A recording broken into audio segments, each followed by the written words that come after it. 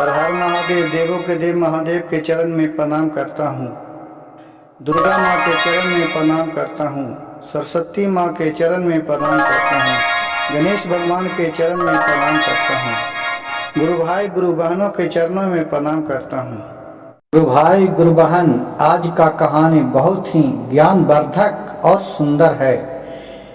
आशा बल्कि पूर्ण विश्वास करता हूँ कि गुरु भाई गुरु बहन इस कहानी को ध्यान पूर्वक सुनिएगा और अंत तक सुनिएगा, जिसका रहस्य आपको समझ में आएगा और अच्छा लगेगा तो कृपया मेरे चैनल को एक लाइक कर ही दीजिएगा और एक सब्सक्राइब और एक शेयर कर दीजिएगा, ताकि ऐसा ज्ञानवर्धक कहानी गुरु भाई गुरु बहन के पास पहुंच सके। एक गांव में बहुत ही बड़ा साहूकार रहता था। उसका एक बेटे था और अपने परिवार बेटा पोतोह और अपने दोनों परिवार रहते थे। उनका बिजनेस करोड़ों में फैला था।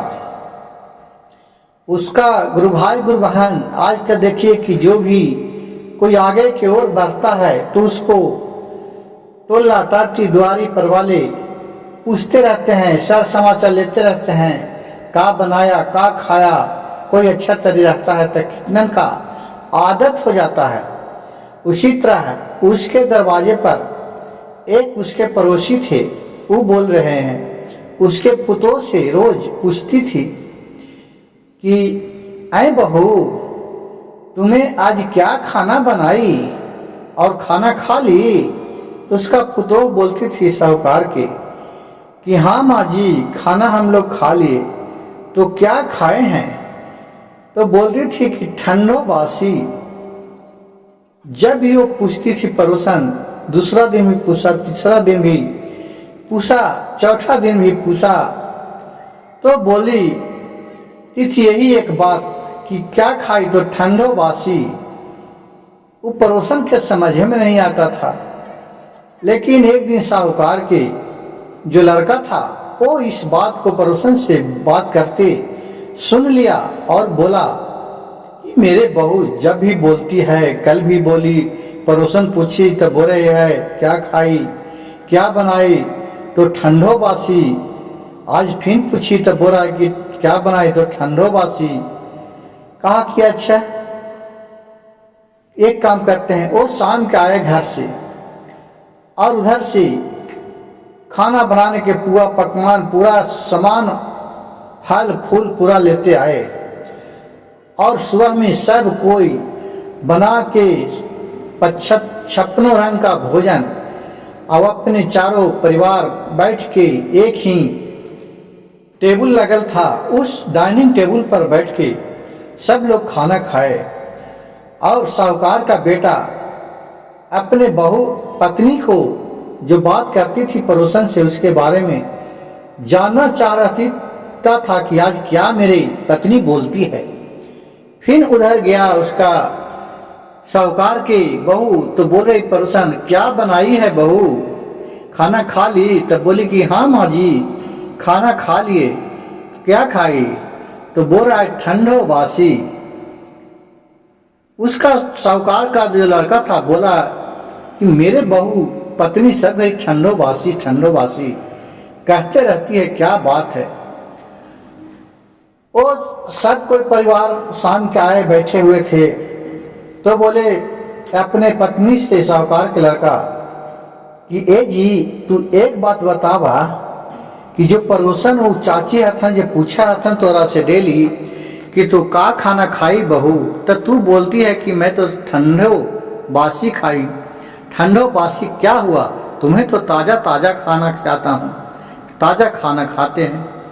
उसकी बहू बोली साहूकार के कि देखिए पतिनाथ, ये जे हम लोग कमाई खा रहे हैं, ये आपको पिताजी के, आपको दादा के अर्जन हुआ संपत्ति है, उसी में से हम कमा के खा रहे हैं।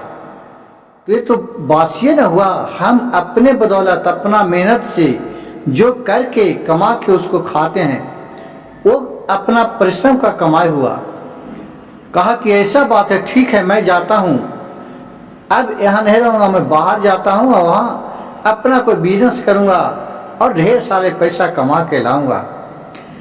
उसका साहूकार के माँ बोली कि बेटा तुम क्यों बाहर जाएगा, हमारे पास तो खाने पीने के लिए कोई कमी नहीं है, तुम यहीं रहो, नहीं जाओ बाहर। बहुत माना कर ले पर भी वो नहीं माना, वो चले गया बाहर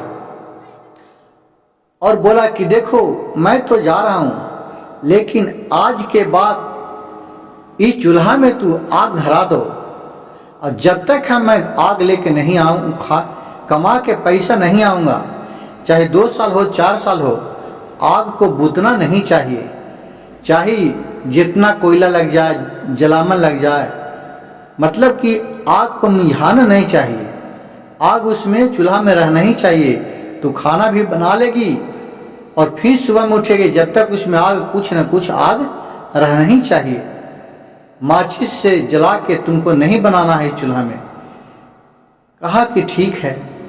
और गुरु भाई गुरु बहन वहाँ से साहूकार के लड़का नहीं बात माना और अपने पत्नी के बातें सुनकर चला गया बाहर जाकर वहाँ अपना बिजनेस काम करने लगा। काम करते करते वो घर आने का, अपना बिजनेस में इतना व्यस्त हो गया कि घर आने का उसका याद ही भूल गया। अब जो इसकी पत्नी थी वो क्या सोची कि एक दिन उसका आग मिझा गया, आग जिनको नहीं चूल्हा में था। अब सोचे कि मेरे पति तो बोले हैं कि आग को बुझाना चाहिए, आग तो पूरा मिझा गया, कैसे जलाऊं, और बोले कि माचिस से जलाना भी नहीं है। अच्छा चलता हूँ, जो पड़ोसन बोलती थी खाने के लिए, उसी के यहाँ से जाके मैं आग ले लाता हूँ। और वो आग लाने के लिए पड़ोसन के पास चले गए। तो ये पड़ोसन थे, वो दिन वो शिव चर्चा करवा रही थी, तो उसके बारे में वो पूरा अपना सजा रहे थे। तो एक गए साहूकार की पत्नी बोली, हे माँ जी थोड़ा आग हमको दे दीजिए, ये मेरे ये आग बुझ गया है, उसको धराना है। और बहुत ही घबराई हुई थी। तो बोले कि ठीक है बहू रुको, मैं थोड़ा शिव चर्चा कराना है आज, तो ये सजा रहा हूँ, ये पीढ़ा सजा के आता हूँ तो तुम्हें देता हूँ। तो साहूकार की पत्नी बोली कि माँ जी ये शिव चर्चा क्या होता है, शिव चर्चा क्यों कराते हैं, शिव चर्चा कराने से हमको क्या मिलता है, क्या इससे फायदा होता है। तो उस पड़ोसन ने बोली कि बहू शिव चर्चा कराने से हमें पर जो संकट आया हुआ है वो भी संकट टल जाता है। शिव गुरु के महिमा से जो और हमारे रोजी रोजगार में आगे की ओर बढ़ंतरी होता है, लोगों के बुरा नज़र से भोलेनाथ शिव गुरु बचाते हैं। कहें कि ऐसा बात है तो हाँ ठीक है, कहें कि ठीक है।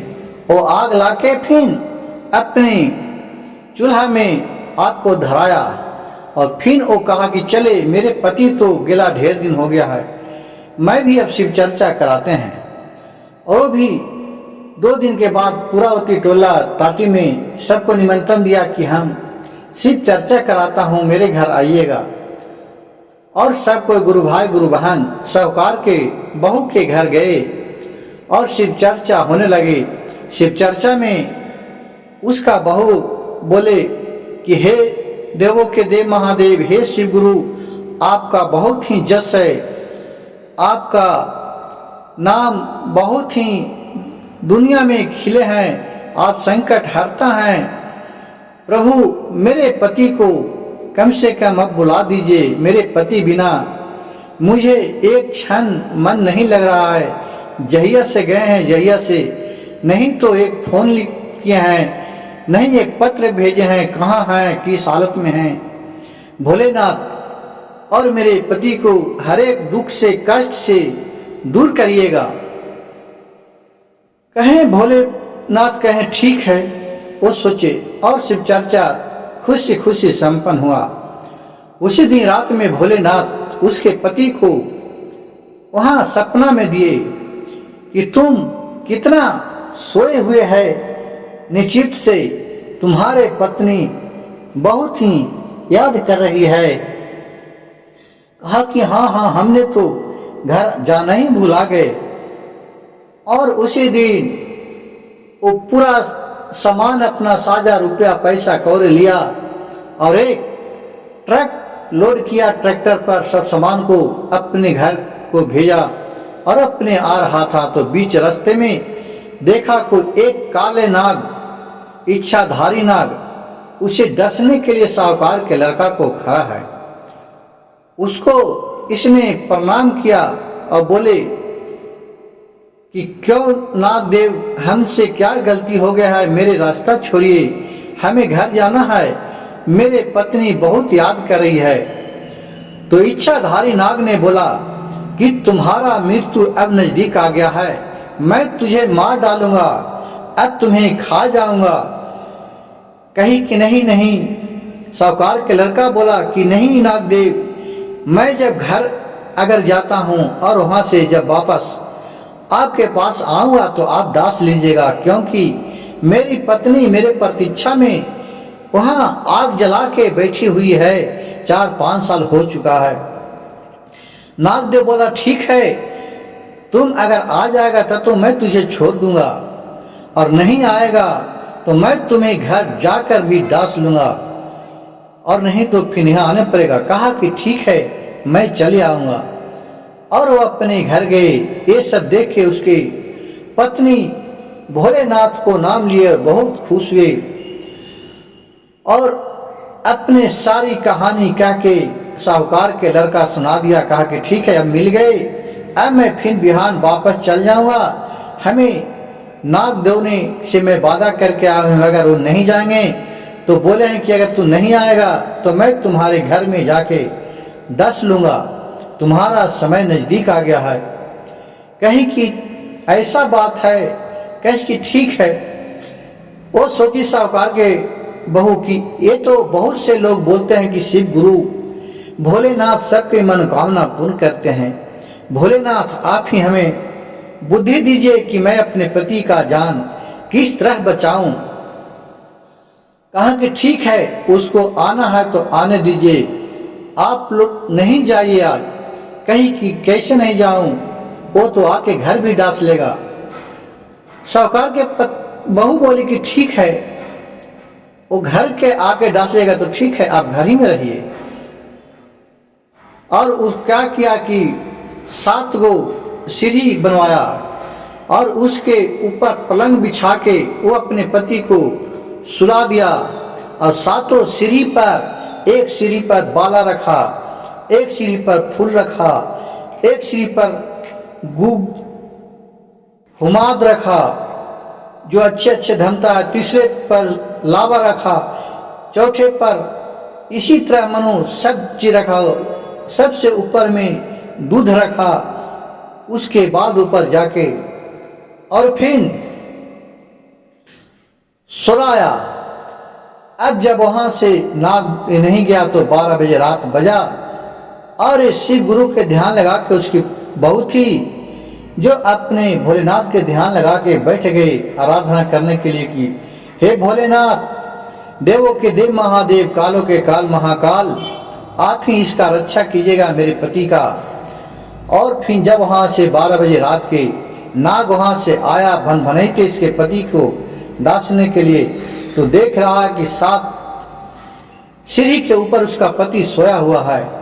पहला सीढ़ी पर गया तो बालू के रेत में खूब लोटा कहाया, बहुत ठंडा लग रहा है। दूसरे में गया तो फूल का सुगंध लेके कहा, कितना अच्छा सुगंध है। उसी तरह लावा खाया, दूध खाया, सब कुछ वहां तक पहुंचा।